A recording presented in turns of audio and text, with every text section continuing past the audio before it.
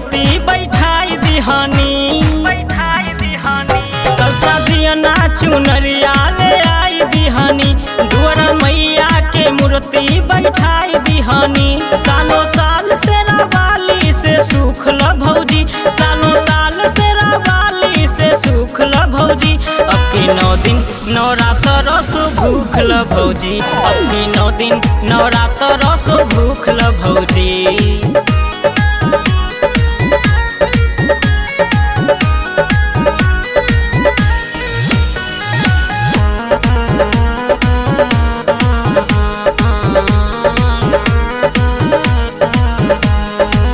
मानो ये भौजी देवरा के कहनवा, गोदिया में दी है माई सुघर ललनवा।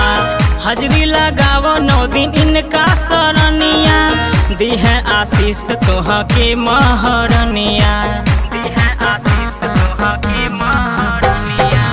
मानो ये भौजी देवरा के कहनवा, गोदिया में दी है माई सुघर ललनवा।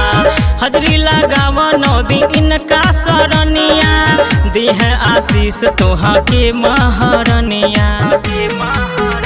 आठों पहर भक्ति के महसूस ल भौजी, आठों पहर भक्ति के महसूस ल भौजी। अब की 9 दिन नवरात्र रस भूख ल भौजी, अब की 9 दिन नवरात्र रस भूख ल भौजी।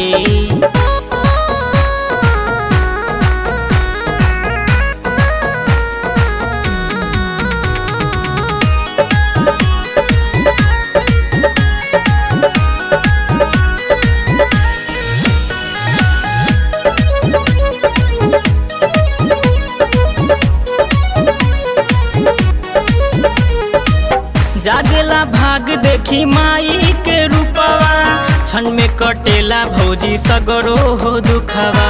मुन्ना धर्मेंद्र के आस भइल पूरा, कहे सुशांत बाड़ू तू अधूरा, कहे सुशांत बाड़ू तू अधूरा।